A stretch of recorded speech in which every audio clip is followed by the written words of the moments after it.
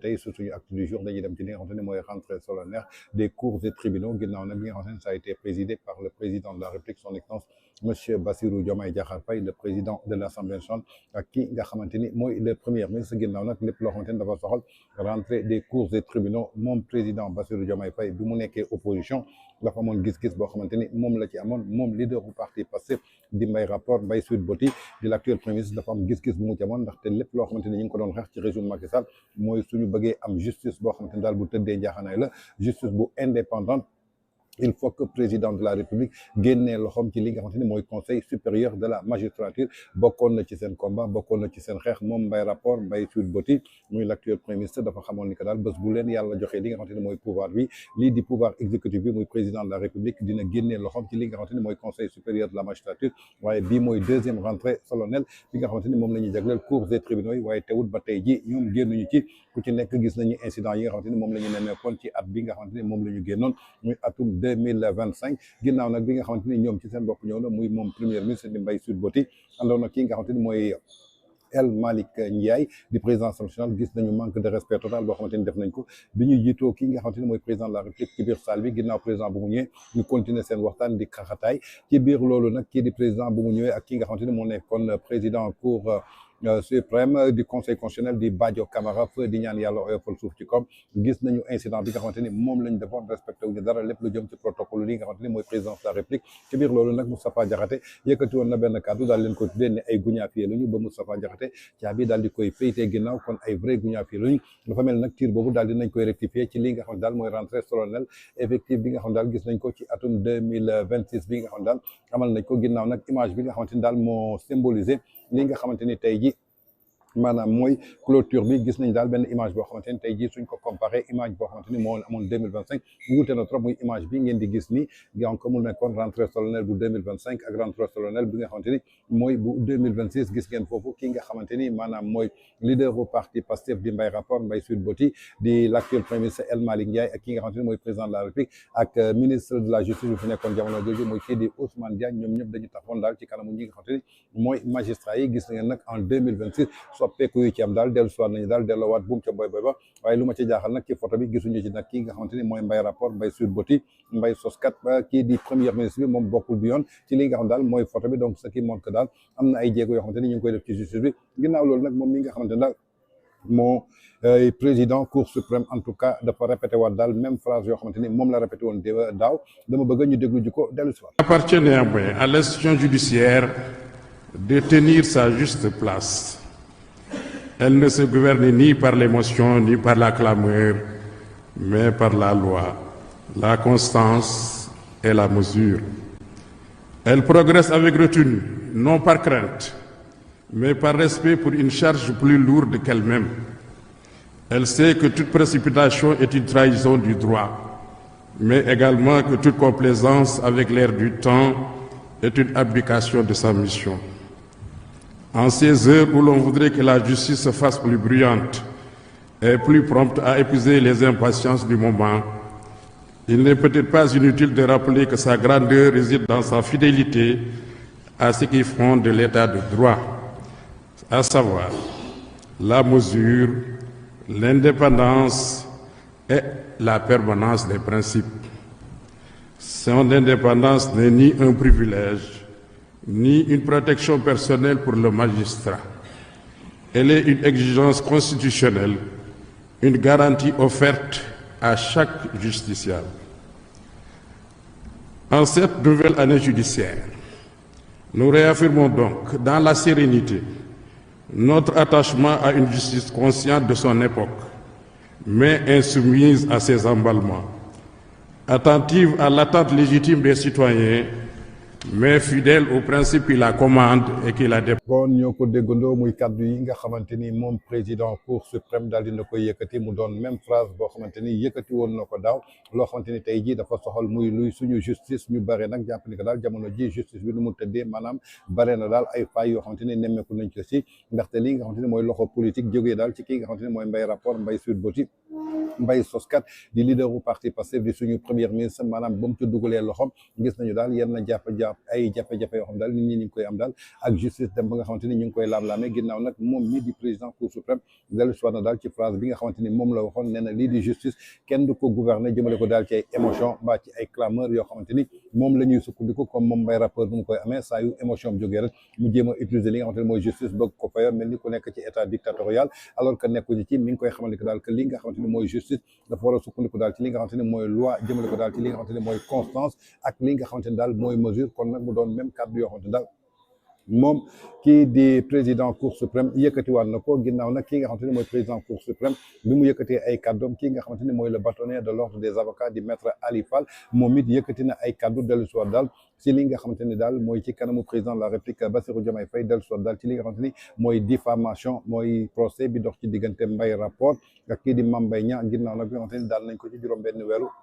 kaso amande ko ci 200 millions mu jural ko inéligibilité ginnaaw li nga xamante ni mooy rabat d'arrêt ñu daal di koy rejeté définitivement mu juralaat ko beneen inéligibilité en 2029 muy wut daal bépp prox ndool la boo xamante ni mën na fa jaar pour daal di saboter justice bi ba nga xamante ni candidature am dañ koy daal di daganal ndaxte barki démb dégg nañ ko ci ki nga xamante ni mooy ministre de la justice am di marionnette am boobu di Yacine Fall kaddu yu mu yëkkati daal ci procureur général boo xamante ni saisir na ko pour que ñu saytuwaat dossier bi nga xamante ni cour suprême daal di koy rejeté carrément moom maître Ali Fall di bâtonnier de l'ordre des avocats yëkkati na ci ay kaddu nañ ko déglu ji dellu soir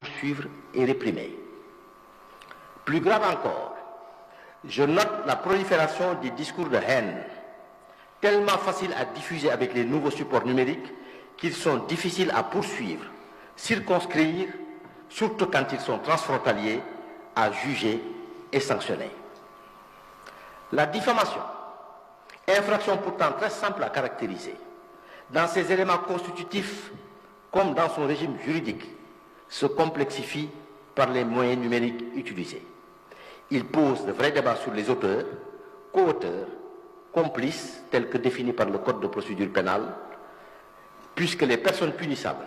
deviennent moins visibles, difficilement identifiables ou localisables. S'agissant du droit des affaires, le commerce électronique se développe, se spécialise de plus en plus et interpelle le juge sur plusieurs sujets sensibles dont la loi applicable, la juridiction compétente, la digitalisation permettant en effet l'application simultanée de plusieurs outils numériques de pays différents, donc de régimes juridiques différents. Comprendre les nouvelles infractions issues de l'avènement du numérique est déjà un exercice. kon ñoo ko déggandoo muy kaddu maître Ali Fall di bâtonnier de l'ordre des avocats ginnaaw nag moom bu mu jëlee kaddu daal ci li nga xamante ne moom la ñu jagle woon lii di rentrée solennelle jëmale ko daal ci cours et tribunaux mu doonoon nag loo xamante ni moom président de la République Bassirou Diomaye Faye moo ko jiite woon moom maître Ali Fall dellu sonn daal ci li nga xamante ne mooy diffamation lu mu tekki ginnaaw nag bi nga xamante ne tey jii ki jiite suñu gouvernement di suñu premier ministre moom dañ ko daal di condamné pour li nga xam daal mooy diffamation doo dem nag ci benn dëkk boo xamante daal bu normal la boo xamante ne tey jii dafa respecté état de droit ñi gis nag kit koo xamante ne tey jii dañ ko condamné pour diffamation condamné ko pour corruption à la jeunesse muy affaire de mœurs légères ba noppi mu war a jiite benn gouvernement kon doon rek ci réewu Sénégal rek lañ ko mën a gisee ginnaaw nag maître Ali Fall yëkkati na daal ay pure vérité am daal di koy jagle ci li nga xamante ni daal mooy discours am ci kanamu kii di président de la République Bassirou Diomaye Faye ginnaaw nag bi nga xamante ni xamal na ko lépp lu ñu mën a noter rek mooy respect bi nga xam daal am nañ ko ci souci boo xamante ni bu constant la ñu war ko incarner jëmale ko daal ci état bi ginnaaw nag lépp loo xamante ni dafay renforcer ay valeurs ñu fondé ko daal ci li nga xamante ni mooy suñu commune volonté pour que ñu mën a vivre ensemble en tant que nation boo xamante ni Ali Fall mi ngi invité daal bépp sénégalais ak sénégalaise nga impliqué wu jëmale ko daal ci réew mi pour que ñu mën a acquérir li nga xamante ni mooy légitimement benn avenir bu meilleur ginnaaw nag suñu fàttalikoo lépp loo xamante ni comprendre nañ ko rek dafa doon loo xamante ni tey jii dafay doon benn bloc boo xamante ni amul benn yoon boo xamante ni mën nañ ci sukkandiku daal pour mën a souffrir délitement jaarale ko daal ci ay institutions yoo xamante ni tey jii dafa nécessaire pour que ñu mën a protéger jëmale ko daal ci incarner lépp loo xamante ni tey jii moo ñu boole fii ci Sénégal ak li nga xamante ni daal mooy barreau bu Sénégal ginnaaw nag lépp loo xamante ni mi ngi koy représenté tey jii moom maître Ali Fall bâtonnier de l'ordre des avocats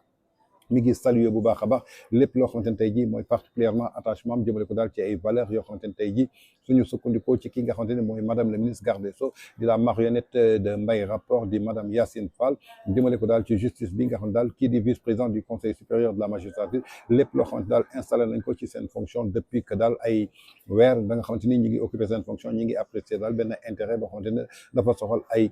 échange yoo xamante ni suñu sukkandikoo nag ci entretien yoo xamante ni tey jii lépp luñ ci mën a wax daal mooy daal di déglu lépp loo xamante ni ay actes judiciaire jëmale ko daal ci loo xamante ni tey jii mën nañ ko indiquer jëmale ko ci service public jaarale ko daal ci li nga xamante ni mooy benn justice de qualité boo xamante ni ñëpp moom la ñu sàkku ginnaaw nag lépp loo xamante ni def nañ ko bu mu remercier ñu assurer en même temps que li nga xamante ni daal mooy bureau bi ñu daal di tenir jëmale ko daal ci ay dispositions pour daal di mën a gunge képp koo xamante ni daal dafay renforcer li nga xamante ni mooy justice bi pour que mu doon daal loo xamante ni lu crédible la doon aussi loo xamante ni lu indépendante la moom mi nag su dellusee ci ki nga xamante ni daal mooy monsieur le président bu cour suprême jëmale ko daal ci haute juridiction yi nga xamante ni tey jii dafa sukkandiku daal ci benn honneur boo xamante ni dañ ko diriger par fonctionnement jaarale ko daal ci ay preuves fii ci cour suprême dafay incarner daal parfaitement li nga xamante ni mooy sérénité jëmale ko daal ci bonne administration ak li nga xam daal mooy justice lépp loo xamante nag tey jii kenn warutu ci douter dafa doon daal benn point boo xamante ni daal accompagnement la état bi war ci sukkandiku ci ay différentes fonctions yoo xamante ni dañ ko war a fondé wu jaaxle ko daal ci lépp loo xamante ni tey jii mën nañ ko tuddee exécution jaaxle ko ci ay mission de service public ak li nga xamante ni mooy justice mu doon daal loo xamante ni c'est dévolu ginnaaw nag ay mission la yoo xamante ni tey jii dafa war a doon lu advienne suñu sukkandikoo nag ci li nga xamante ni mooy objectif bi pour que ñu mën a am benn préservation jaaxle ko ci renforcement confiance usage justice ak collaboration bi nga xamante ne tey jii képp kuy acteur justice da nga war a fondé wu ci li nga xamante ne tey jii moom la ñuy tuddee loyauté jëmale ko daal ci performance ak li nga xam daal mooy dévouement ginnaaw nag li nga xamante ni mooy barreau bu Sénégal mi ngi affirmé waat ci baatu ki nga xamante ne mooy maître Ali Fall di bâtonnier de l'ordre des avocats force am ak indépendance am jëmale ko daal ci ñu joué ko ci benn rôle boo xamante ni daal bu persévération lay indi jaarale ko ci développement boo xamante ni dafay jaar ci wàllu justice bu dëgër indépendante ci service exclusif boo xamante daal peuple sénégalais bi moom la ñu sokku ginnaaw nag ci lépp loo xamante ni moom maître Ali Fall wax na ko bu muy tëj lii di discours am ci baatam daal lii di bureau bi daal mi ngi réitéré waat lépp loo xamante ni mooy seen engagement bu noble jaaxle ko daal ci fàttaliku lépp loo xamante ni daal avec solennité wax nañ ko mën a requérir jëmale ko daal ci veillu li nga xamante ni tey jii wax nañ ko mën a sauvegarder ci ay valeurs yoo xamante ni daal vertu la yu sacré jaaxle ko daal ci justice muy kàddu yoo xamante ni moom maître Ali Fall di bâtonnier de l'ordre des avocats yëkkati na ko daal ginnaaw nag bi nga xamante ni ñi ngi nekkoon ci rentrée solennelle bu cours et tribunaux boo xam daal moom la ñu amaloon ci biir loolu nag yaakaar naa ni kii nga xamante ni mooy président de la République Bassirou Diomaye Faye leader bu parti Pastef di Mbaye Rapport Mbaye Sweet Beauty Mbaye Soskat di suñu premier ministre waroon nañu am gàcce ci li nga xamante ni ñi ngi ko doon révélé ci kanamu seen ay militants di ko demale ci kanamu le peuple sénégalais ginnaaw nag seen loxo dañ koy génnee ci conseil supérieur de la magistrature pour que justice bi ñu bëgg ñu daal di koy am waaye gis nañu boobu ba tey génnuñu ci waaye tey ji la justice bi gën a sooxe ndaxte gis nañu la main politique de Mbaye Rapport Mbaye Soskat Mbaye Sweet Beauty moom mi ngi ci biir ndaxte tey jii lépp lu ñu am ci jafe-jafe ak justice kenn indiw ko lu dul moom en tout cas mu doon daal quelque chose boo xamante ni jëlee nañ ko fële ci nga xamante ni mooy rentrée solennelle des cours et tribunaux